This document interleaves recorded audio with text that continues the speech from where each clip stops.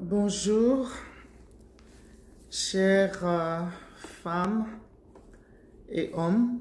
Je voulais partager avec vous quelques réflexions à l'occasion de cette fête des mères. Je voulais partager avec vous Psaume 31, Proverbe 31, un proverbe très connu que nous lisons souvent de temps en temps, mais j'aimerais parcourir un peu ce psaume avec vous, si vous avez quelques minutes, que nous puissions le parcourir ensemble, nous rappeler certaines notions, certaines choses importantes que nous avons peut-être connues ou que nous allons découvrir et qui sont importantes pour notre vie, notre réussite, pour les personnes autour de nous. Mais avant toute chose, j'aimerais vraiment présenter notre sympathie à toutes les femmes qui pleurent, qui, à l'occasion de cette pandémie, nous sommes de cœur avec vous et prions que le Seigneur vous soutienne, toutes ces personnes qui ont perdu des êtres chers. Nous pleurons avec vous et nous prions que notre Dieu vous console et qu'il vous donne le courage de continuer la vie en croyant en Dieu, en espérant en lui. Parce que la vie de ce monde, elle passe, mais le Seigneur a préparé une place pour nous où nous vivrons éternellement avec lui. Attachons-nous à lui. Père, merci pour ta parole et merci de nous aider à parcourir ces textes des Écritures et à partager avec mes frères et surtout mes sœurs. Que la gloire te revienne au nom de Jésus. Amen. Chères femmes, chères mères, en ces temps où dans le monde nous célébrons cette fête des mères, je voulais vous honorer et dire que vous êtes formidables. Dieu vous a créé à son image de façon formidable et il vous a mis dans ce monde pour accomplir des choses que vous seuls devez accomplir. J'ai toujours dit que ce monde ne saura pas exister sans vous. Et Dieu n'avait pas tort quand il avait dit dans Genèse au chapitre 2, verset 18, qui est le verset qui soutient notre ministère, aide semblable ou Isha Purpose, le verset qui dit, l'Éternel Dieu dit, il n'est pas bon que l'homme soit seul, je lui ferai une aide semblable à lui. Donc, Dieu t'a formé toi en tant que femme comme étant une aide semblable pour apporter ta part de contribution dans ce monde. Parce que sans ta présence et sans ta contribution, le monde ira mal. Alors, cette responsabilité est grande. Je voulais juste nous rappeler certaines choses en ce jour où nous fêtons. Et en même temps, nous rappeler que des fois, l'ennemi veut nous voler ce que nous avons de précieux. La femme, Dieu t'a mis là au centre de la société, au centre de la famille. Et même les gens viennent au monde par toi. J'aime beaucoup l'exclamation de Ève quand elle a eu son fils, premier fils, et elle a dit, j'ai formé un homme avec l'aide de l'Éternel. Ça, on en parlera peut-être une autre fois. Mais j'aime beaucoup le texte de Proverbe 31. Le Proverbe 31 commence comme suite. Parole du roi Lémuel, sentence par lesquelles sa mère l'instruisit. Que te dirais-je, mon fils? Que te dirais-je, fils de mes entrailles? Que te dirais-je, mon fils, objet de mes vœux? Ne livre pas ta vigueur aux femmes et tes voix à celles qui perdent le roi. Ce n'est point au roi le miel, ce n'est point au roi de boire du vin, ni au prince de rechercher les liqueurs fortes de peur qu'en buvant, ils n'oublient la loi et ne méconnaissent les droits de tout le malheureux.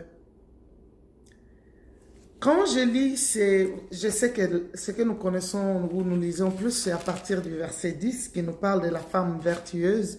Je vais en venir. Mais quand je lis le début de ces proverbes, j'ai toujours été édifié de cette ambiance, de ces paroles d'amour qui sortent d'une mère. Cette mère a su exprimer son amour à son enfant. Je disais que Dieu t'a placé là comme une mère, parce que Dieu t'a donné un grand cœur. Ce cœur qui s'ouvre, ce cœur qui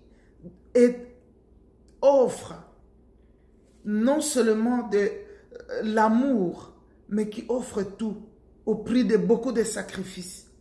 Les mères sont ces personnes-là qui ne se fatiguent pas de poser les mêmes actes encore et encore. Chaque matin, elles se lèvent, elles arrangent la maison, elles arrangent le déjeuner, elles donnent à manger aux enfants, soit qui vont aller à l'école ou qui vont rester. Et après cela, elles apprêtent encore un autre repas pour leur repas du soir. Donc, la mère, elle répète les mêmes choses. Quand les bébés sont encore trop petits, c'est encore plus. Elle allaite le bébé, elle lave le bébé, elle change le couche du bébé. Quand le bébé salit le couche, elle change encore, elle l'allaite encore, encore et encore. Dieu t'a équipé pour des tâches difficiles que tu rends faciles. Je prie que Dieu bénisse toutes ces femmes. Sois fière d'être femme. Sois fière d'être cette personne-là que Dieu a mis au centre de la société, de la famille, au centre de transmettre même des valeurs auprès de l'enfant. Vous savez, quand je lis le début de ces proverbes, la Bible dit « parole du roi Lémiel ». C'est lui-même le roi qui raconte ce que sa mère lui a dit. Les instructions qu'elle a reçues de sa mère. Parole du roi Lémiel, sentence par laquelle sa mère l'instruisit. Chère femme, tes paroles, les paroles qui sortent de ta bouche sont des paroles en or. Je ne sais pas si tu te rends compte. Ces paroles vont traverser des générations. Elles sont tellement en or. Quand elles tombent dans le cœur d'un enfant, elles sont comme gravées. Ces paroles sont des paroles qui vont traverser des siècles. Nous voyons même des hommes, des femmes, 90 ans qui disent « ma mère avait toujours dit ». Bien sûr aussi mon père avait toujours dit. Mais comme je parle aux femmes, donnez-moi le temps de leur parler, de parler au cœur des femmes. Bien-aimés, en fait, je parle aussi aux hommes, suivez, même si vous êtes un homme, suivez parce que je parlerai aussi aux hommes. En fait, tes paroles en tant que femme sont des paroles en or. Ne le prends pas, ne dis pas n'importe quoi par ta bouche. Sois une femme de valeur, une femme qui transmet des valeurs à l'enfant, aux générations futures. Parce que les paroles que tu prononces seront répétées, iront dans le subconscient de l'enfant, vont être gardées là-bas. Et au fil des années, ça va revenir. L'enfant va se remémorer ce temps qu'il a passé ou qu'elle a passé avec sa mère, les paroles que la maman avait dites. Les rois se rappellent de ces paroles et c'était des paroles d'amour. Sois une mère qui transmet des connaissances, mais emballée dans l'amour, emballée dans ces langages-là qui montrent à tes enfants, mes enfants, mon fils, je t'aime, ma fille, je t'aime, tu es belle, tu es beau, mon fils. Que les enfants entendent ça de toi, qu'ils n'entendent pas des injures, des choses qui montrent, ah, voilà ta tête et tes oreilles sont longues, et ainsi de suite, non. Mais que l'enfant entende des paroles d'amour. Quand la Bible parle de la femme au verset 10, c'est le verset que nous connaissons le plus, la Bible dit, qui peut trouver une femme vertueuse, une femme de valeur, une femme qui craint Dieu? La Bible dit, elle a bien plus de valeur que le perle. Alléluia. Tu as plus de valeur que le perle. D'abord, la Bible dit que tu as été créé à l'image de Dieu. Tu es jolie. Tu es merveilleusement. La Bible dit que Dieu t'a tissé. J'aime tellement le psaume 139. Que Dieu t'a tissé, fibre après fibre. Ne te demande pas, ne te dis pas, est-ce que moi je suis belle? Vous savez, ça ne peut venir que de l'ennemi de ton âme. De celui qui ne veut pas reconnaître ce que Dieu t'a donné. J'aimerais te dire que tu as été créé à l'image de Dieu. Le psalmiste dit, je te loue de ce que je suis une créature merveilleuse. Et il dit, tes œuvres sont admirables. Et toi, tu es l'œuvre de Dieu. Tu es admirable. Et mon âme, accepte-toi. Ce n'est pas les bijoux qui te donnent la beauté. La Bible a dit là-bas que cette femme vertueuse, cette femme qui aime Dieu, elle a bien plus de valeur que le perle, que les bijoux. Même si c'est des bijoux en or, quel que soit leur prix. Même quelle que soit la voiture dans laquelle tu roules, c'est pas elle qui te fabrique, c'est pas elle qui te donne la valeur. Ta valeur est en Dieu et à reconnaître que Dieu t'a créé et il t'a créé à son image. Et le psalmiste dans 139, il dit, tes œuvres sont admirables et mon âme le reconnaît bien. Mon cœur n'était pas caché. Mon corps, pardon, n'était pas caché devant toi lorsque j'ai été fait dans le lieu secret, tissé dans les profondeurs de la terre. Tu as été tissé. Ça veut dire Dieu a pris son temps. Ça veut dire Dieu a placé fibre après fibre pour te créer. Il dit, quand j'étais qu'une masse informe, tes yeux me voyaient, sur ton livre était tout inscrit les jours qui m'étaient destinés. Tu n'es pas une personne que Dieu a placée là par hasard. Dieu t'a destiné des jours. Il a déjà tracé ces jours-là. Et c'est pourquoi nous marchons pour accomplir. C'est pourquoi Dieu nous a placés dans ce monde. C'est pourquoi il nous a placés dans une famille. C'est pourquoi il nous a placés en nous donnant des enfants que nous devons élever, que nous devons éduquer. Je ne vais pas rester longtemps, mais je vais aller rapidement. En fait, il dit, elle a plus de valeur que le perle. Le cœur de son mari a confiance en elle. Pour celles qui sont mariées, le cœur de son mari a confiance en elle. Cette femme qui vit dans un foyer, celle qui n'est pas mariée, elle a du prix aux yeux de Dieu. Et Dieu l'utilise. Et Dieu a des projets pour elle, l'a créée, l'a mis là-bas pour qu'elle accomplisse des choses. Ce n'est pas le mariage qui fait de vous une femme de valeur. Même sans mariage, même sans être mariée, vous êtes une femme de valeur. Même en étant veuve, vous êtes une femme de valeur. Et Dieu compte sur vous. Et Dieu vous a équipé. Et si elle est mariée, la Bible dit, le cœur de son mari a confiance en elle. Elle gère son foyer avec la sagesse que Dieu lui donne. Elle vit dans une relation d'intimité, une relation honnête, une relation de confiance. Elle ne triche pas à gauche, à droite. Elle n'est pas infidèle à son mari. Et même un homme n'est pas infidèle à sa femme. Alléluia. La Bible dit, et les produits ne lui feront point défaut. Elle est une femme organisée. Elle lui fait du bien et non du mal tous les jours de sa vie. Elle vit dans une harmonie dans son foyer. Elle travaille d'une main joyeuse. Elle aime le travail. Alléluia. Elle n'est pas une femme paresseuse. Elle n'est pas une femme qui vit de la pitié des autres. Ne te mets pas dans une position de pitié, de recevoir la pitié. Non, c'est une mauvaise position. Mets-toi dans une position de recevoir la grâce de Dieu qui te rend capable d'accomplir des choses, d'avoir de nouvelles idées, de mettre ta main même sur de petites choses que tu commences et ça réussit. Alléluia. Elle travaille d'une main joyeuse. Sois joyeuse de travailler. Sois joyeuse de bosser dur, de sortir les matins, de trouver du pain pour tes enfants. Même si c'est au champ que tu vas trouver le produit, vas-y trouver ton produit au champ. Et quand tu ressors, sois joyeuse, prépare la nourriture pour ta maison. À un moment donné, mets-toi, porte cet habit-là que tu caches. Ne cache pas ton habit tous les jours, il est dans la valise. Parce que ton travail est un travail manuel et on te le mettra seulement un jour où tu ne respires plus. Non, porte ça, on te dit, mais pourquoi tu as porté cet habit? Parce que je suis dans la joie. Alléluia.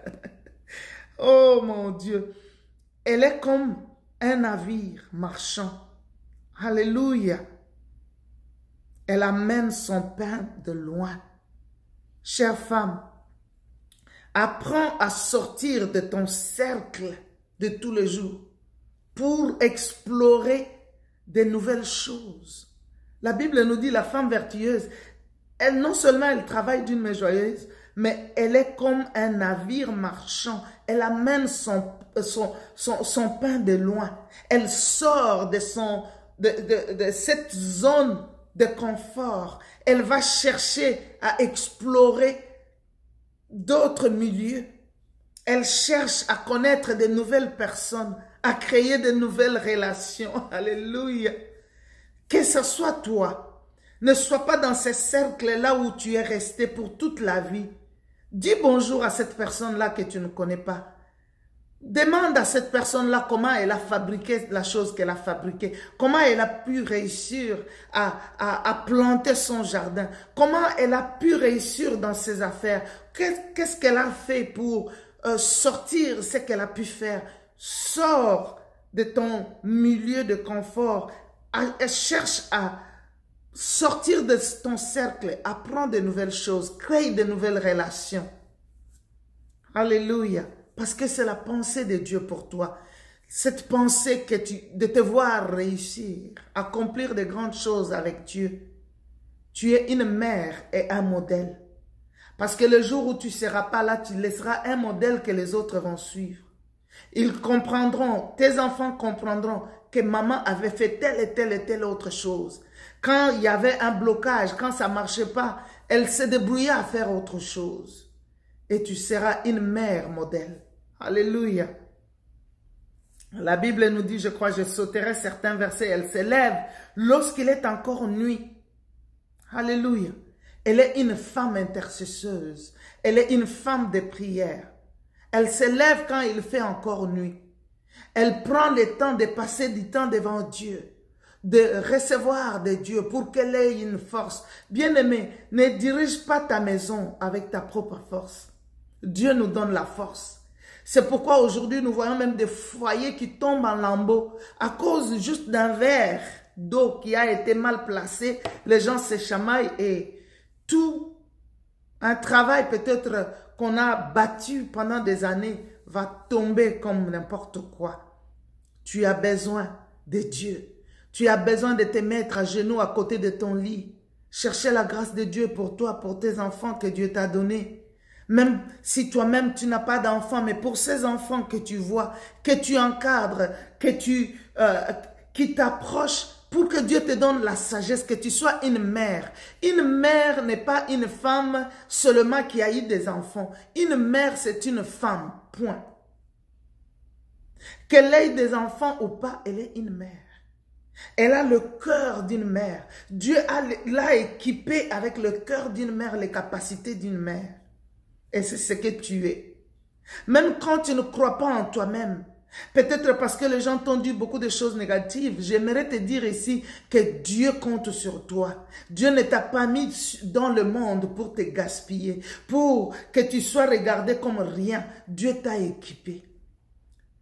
Si tu n'as pas l'intelligence de ceux qui ont inventé de nouvelles technologies, mais Dieu t'a équipé avec des capacités pour gérer une maison, pour ramener les personnes ensemble, pour pouvoir poser les mêmes actes comme je disais tantôt et amener la gaieté au milieu de la famille.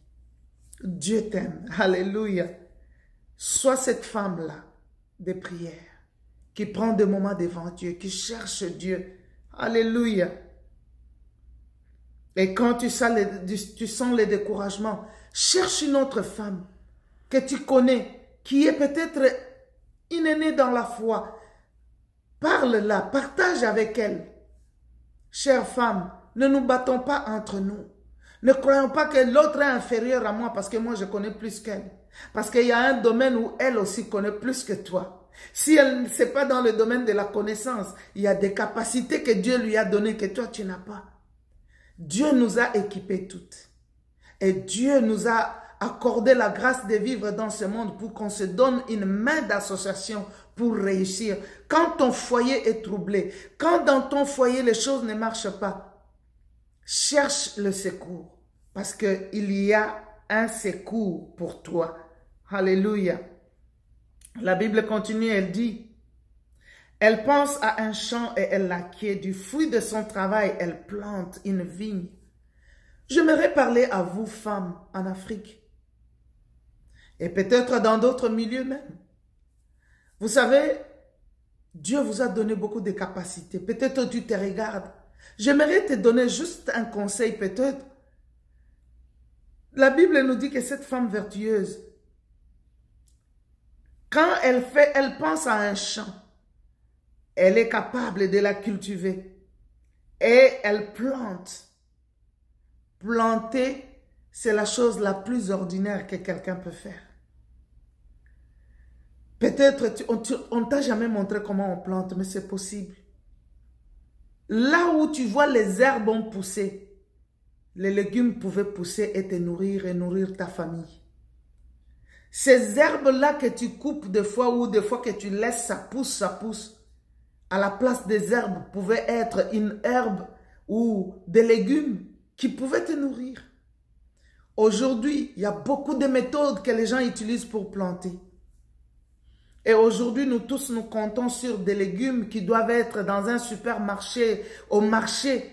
Et pour satisfaire tout le monde, on voit même que même ces légumes-là qu'on devait planter et passer du temps normal jusqu'à être mangés, ils sont bourrés d'engrais chimiques qui apportent des maladies, des cancers et beaucoup de choses.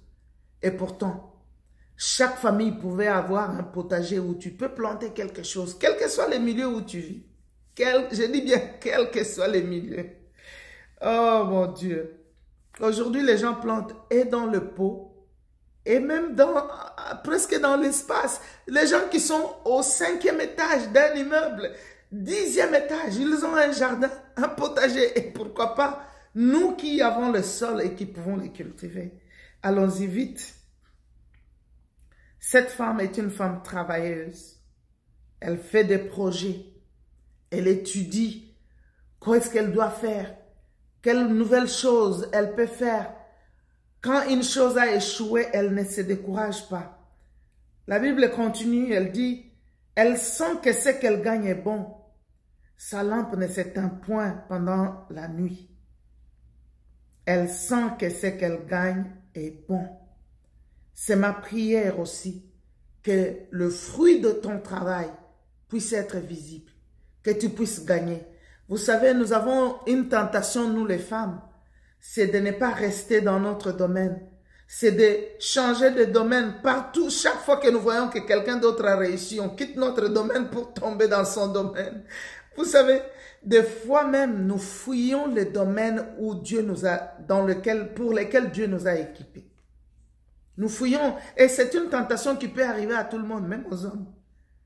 Où on ne veut pas les domaines là parce qu'on dit, ah, est-ce que ça sera possible? Est-ce que ça va réussir? Il y a toujours des questions. Mais vous sentirez toujours que votre esprit, après quelque temps, vous ramène là-bas. Souvent, c'est les domaines pour lesquels que Dieu vous a équipés. Et on fuit ce domaine pour aller essayer des choses que nous croyons être faciles. Commence. Ne néglige pas les faibles commencements, dit la parole de Dieu. Alléluia. La Bible nous dit que sa lampe ne s'éteint pas pendant la nuit. C'est ma prière que ta lampe aussi ne s'éteigne pas. Que ce que tu as commencé puisse prospérer. Que le faible commencement puisse devenir grand. Et que les yeux de tous ceux qui doutaient puissent le voir. Elle met la main dans la quenouille et ses doigts tiennent les fuseaux. Elle tend la main au malheureux. Elle tend la main à l'indigent. Au fait, cette femme vertueuse que tu es, c'est une femme qui ne vit pas pour elle seule. Ne vis pas seulement pour toi. Vis aussi pour les autres. Sois capable de venir en aide aux autres. Que tu ne sois pas la personne qui tend seulement les mains, mais la personne aussi qui, pour recevoir, mais la personne qui tend les mains pour donner. La Bible nous dit qu'elle tend la main aux malheureux et aux indigents. Est-ce qu'il y a des gens qui peuvent dire, à cause d'elle, à cause de toi, j'ai reçu telle chose. Avec ce que tu m'as donné, j'ai accompli tel autre encore en plus. Elle produit assez pour elle-même et elle en a aussi disponible pour aider les autres. Que cela soit notre sort aussi, que cela soit notre cas, que Dieu nous bénisse. Et vous savez, souvent quand nous disons Dieu nous bénisse, nous disons Amen. Dieu bénira aussi les travaux de nos mains pour que nous puissions vivre cette bénédiction de l'Éternel. Alléluia. Aujourd'hui, beaucoup de familles sont déchirées. Juste à cause peut-être des difficultés, de finances, de problèmes, de manques et tout. Que Dieu bénisse le travail dans lequel nous mettons nos mains. Que Dieu bénisse nos idées, que ces idées se transforment en quelque chose de disponible que nous pouvons mettre à la disposition des autres. Bien-aimé, peut-être tu te dis, mais il y a la crise.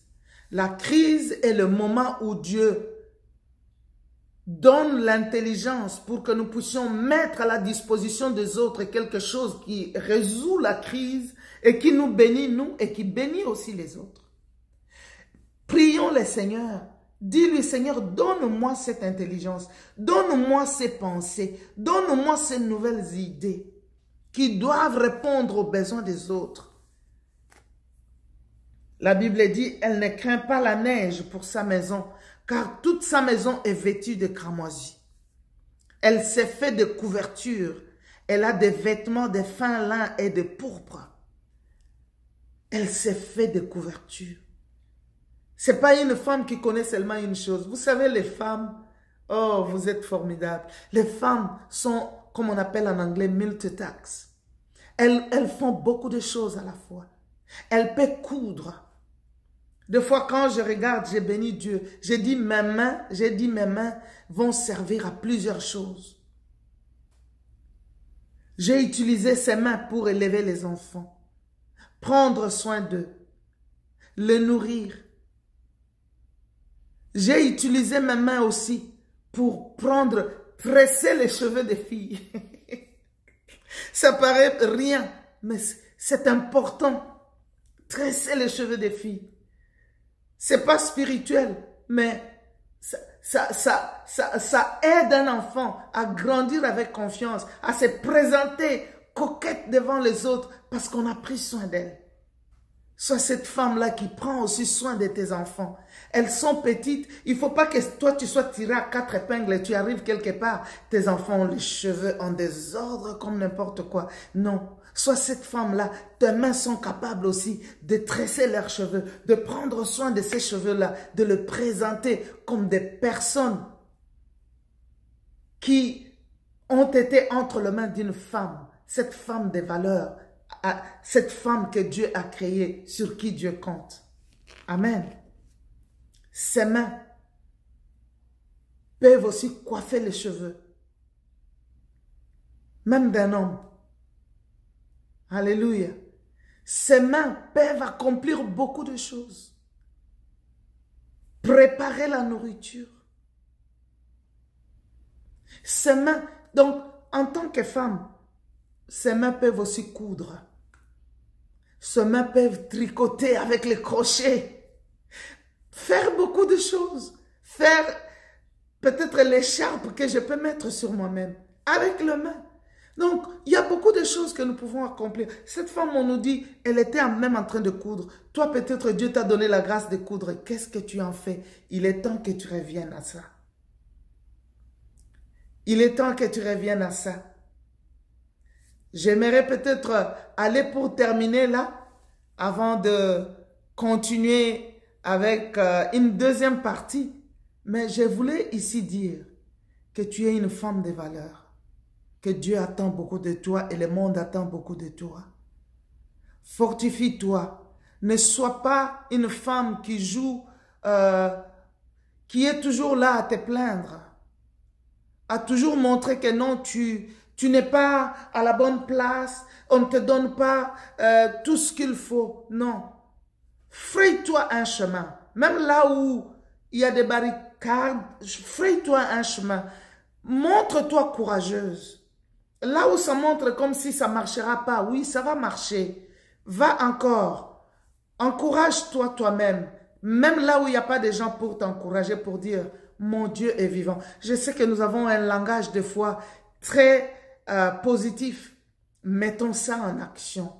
Sache que Dieu t'a placé au centre de la famille. Et Dieu t'a placé là-bas pour que tu sois cette personne qui est là pour amener toutes les personnes de la famille à rester unies. Ne sois pas la première à diviser un foyer, à diviser une famille, mais sois celle qui les unit et qui les amène de l'avant. Ma prière est que Dieu te bénisse. En ces temps où nous fêtons cette fête des mères, que ce ne soit pas juste une fête, mais que ce soit aussi un temps de réflexion pour dire qu'est-ce que j'ai accompli jusque-là et qu'est-ce que je peux encore accomplir. En tout cas, nous t'applaudissons, toi femme, toi une mère, que le Seigneur te bénisse pour tout ce que tu as accompli, des actes peut-être que les gens n'ont pas vus, que toi seul as vu, des sacrifices, peu de nourriture dans ta marmite. Tu y as partagé à tout le monde et toi tu n'as pris que la sauce qui est restée sous la marmite. Oh, que Dieu te bénisse, que Dieu multiplie tes années. Alléluia, que Dieu pense à toi et que Dieu puisse bénir le peu des actes que tu poses, le peu des choses dans lesquelles tu mets ta main, que Dieu bénisse et que ça puisse prospérer pour sa gloire. Au nom de Jésus, Père, je te prie pour ces femmes qui ont suivi cette exhortation, que tu le bénisses. Bénis-les en tant que personne. Bénis tout ce à quoi elles mettent leurs mains pour accomplir. Là où il y a eu des déceptions, que tu guérisses leur cœur. Là où il y a eu des pleurs, que tu essuies leurs larmes. Là où il y a eu, Seigneur, des travails sans résultat escompté, que toi, le Dieu de miracles, tu viennes à leur secours. Là où il y a des divisions dans le foyer, je prie, Père, pour une restauration dans le nom de Jésus. Là où, Seigneur, on attend encore le fruit des entrailles, je prie, les fruits des entrailles sont une bénédiction de l'Éternel, que cela leur soit accordé. Tu as fait des miracles, nous avons vu des familles, oh Seigneur, l'année passée, et qui continuent même maintenant, ils se sont mariés maintenant qu'ils aient des enfants. Oh Seigneur, que toute main de l'ennemi qui vient pour détruire les fruits des entrailles s'éloigne d'eux dans le nom de Jésus. Nous prions la bénédiction des enfants dans ces maisons. Merci pour ta grâce. Bénis les pères qui dirigent ces maisons. Que tu leur accordes la grâce d'être comme des prêtres dans leur maison. Et que tu bénisses les enfants. Que tu bénisses ceux qui sont seuls. Et que tu bénisses leur travail. Au nom de Jésus, nous avons prié. Amen. Que le Seigneur vous bénisse. On va se revoir dans une deuxième partie. Amen.